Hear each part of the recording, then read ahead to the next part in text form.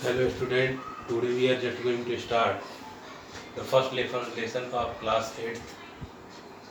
The name of the lesson is crop production and management. In this lesson we have to discuss about the agricultural practices, agriculture types of crops and different types of the patterns by which we can produce more and more crops. We have to also discuss about the ancient technique of agriculture as well as modern technique of agriculture in this lesson, and this is the first lesson of your science class 8th. First of all, we have to discuss about agriculture. Agriculture is derived from two words, that is called agrum plus culture, that means called production of crops. as for example, agrum मतलब होता है soil and culture मतलब cultivation, यानी मिट्टी के ऊपर जो भी कल्टीवेशन प्रोसेस होगा उसे एग्रीकल्चर कहते हैं. The applied branch of science which deals of production of crop and rearing of animals. Agriculture से हमारा दिमाग हमेशा चलता है कि केवल क्रॉप प्रोडक्शन की बात करें, but agriculture also include A special type of thing that is called animal husbandry. So the applied branch of science which deals of production of crops and rearing of animals is called agriculture. Then what will be the crop? When plants of the same kind are grown on a large scale is called crop. बड़े पैमाने पे एक ही प्रकार का कोई फसल अगर उगाया जाता है, कोई चीज उगाया जाता है तो उसे क्रॉप कहते हैं. And in India there are three types of crop: rabi crop, kharif crop and zaid crop. The important crops of Rabi is wheat, mustard and gram, in which wheat is very important. Kharif crops contain paddy, maize, bajra and cotton.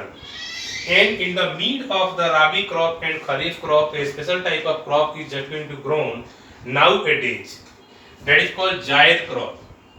Fruits and vegetables. पहले क्या होता था, tenure होता था, जैसे राबी crop है 4 month का, खरीफ crop है 4 मंथ का, तो 4 मंथ केवल मिलता था टाइम.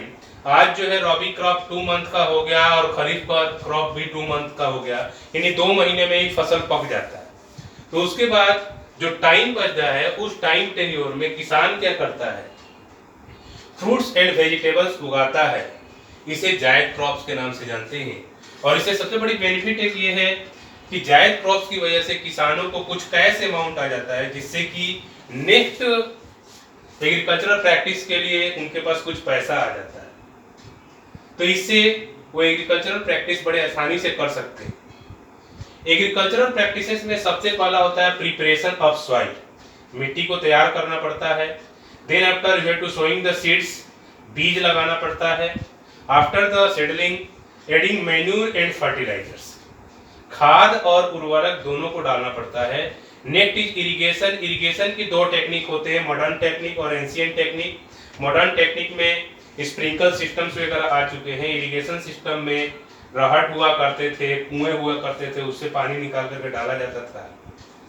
उसके बाद जब इरिगेशन हो जाएगा तो उसमें वीड्स लगने के चांसेस होते हैं, यानी उसमें वीड लग सकते हैं, कीड़े मकोड़े लग सकते हैं, खरपतवार लग सकता है, तो उससे फसल होगा. लास्ट में उसे हार्वेस्ट करना पड़ता है. हार्वेस्टिंग के दौरान हार्वेस्ट कर लिया और फूड ग्रेन को सही ढंग से अगर आपने स्टोर नहीं किया तो उसमें कीड़े लग जाएंगे और वो पूरा का पूरा मेहनत जो होगा वो खराब हो जाएगा. इसलिए storage plays also an important role. Nowadays different types of the chemicals are present for storage. In ancient age तुलसी का, नीम का, हल्दी, अदर चीजों का इस्तेमाल किया जाता था फसल के अंदर. दैट मींस कॉल्ड जो भी ग्रेन होता था, अनाज होता था, उसके बोरी के अंदर डाल दिया जाता था, जिससे कि वो खराब ना हो, उसमें किसी भी प्रकार का कीड़ा ना लगे. मैन्योर एंड फर्टिलाइजर 2 चीजें होती है. मैन्योर नेचुरल मेथड से बनता है, फर्टिलाइजर आर्टिफिशियल मेथड से बनता है. इसे फैक्ट्रीज वगैरह में बनाया जाता है, इसे हाउस होल्ड तरीके से बनाया जाता है, जैसे काउ डंग हो गया, ग्रीन मैन्योर हो गया, यूरिन हो गया, अदर वेस्ट जो होता है, एनिमल वेस्ट हो गया, प्लांट वेस्ट हो गया, ये वेजिटेबल पेल्स वगैरह हो गई, उससे हम मैन्योर तैयार करते हैं. और इस मैन्योर से खेतों की फर्टिलिटी मेंटेन रहती है. आज के डेट में ज्यादा से ज्यादा प्रोडक्शन बढ़ाने के लिए HYV सीड्स एंड फर्टिलाइजर्स की वजह से एक छोटे से पैमाने के खेत में बहुत ज्यादा प्रोडक्शन होता है. उसके लिए फर्टिलाइजर्स इस्तेमाल करते हैं, बट ज़्यादा फर्टिलाइजर इस्तेमाल करना भी काफ़ी डेंजरस होता है खेतों के लिए। उसमें यूरिया हो गया, सुपर फॉस्फेट हो गया, एनपीके, नाइट्रोजन, फास्फोरस और पोटेशियम, तीनों को मिला करके एक फर्टिलाइजर बनाया जाता है, उसे एनपीके कहते हैं। क्योंकि ह्यूमन बीइंग को 6 टाइप्स का न्यूट्रिएंट्स चाहिए, बट जो प्लांटी किंगडम होता है उसको 16 टाइप्स के न्यूट्रिएंट्स चाहिए, 16 प्रकार के न्यूट्रिएंट्स चाहिए, जिसमें माइक्रो और मैक्रो होते हैं, जो क्लास 9th में पढ़ना होगा। नाउ उसके बाद उसी में एक और अलग पार्ट होता है जिसे एनिमल हस्बेंड्री कहते हैं। Animal husbandry, this is also a part of agriculture in which animals are reared for obtaining egg, fibre, flesh, that is called muscular work, जैसे बैल वगैरह रखते हैं मस्कुलर वर्क के लिए, जैसे कि कैटल फार्मिंग हो गया, फिश फार्मिंग हो गया, पोल्ट्री फार्मिंग हो गया। ये कुछ इंपॉर्टेंट एग्जाम्पल्स है एनिमल हस्बेंड्री का। और आज के डेट में इंडिया में बहुत सारे लोग एनिमल हस्बेंड्री के ऊपर डिपेंडेंट है, यानी बहुत सारी पॉपुलेशन का जो एम्प्लॉयमेंट है एनिमल हस्बेंड्री है।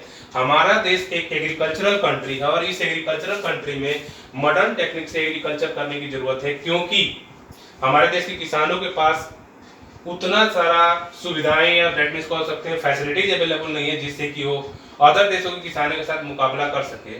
जैसे अमेरिकन फार्मर्स होते हैं, उनके पास खुद का सैटेलाइट सिस्टम है, खुद का अपना सारा सिस्टम है, अच्छे से जीवन यापन करते हैं, उनके पास फार्म हाउस होते हैं।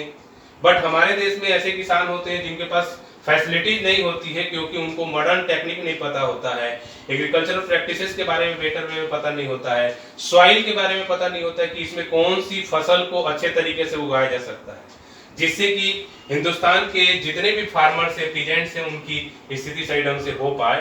तो अगर प्रैक्टिस सही ढंग से किया जाए तो हिंदुस्तान का एग्रीकल्चरल प्रैक्टिसेस सही ढंग से डेवलप हो सकती है।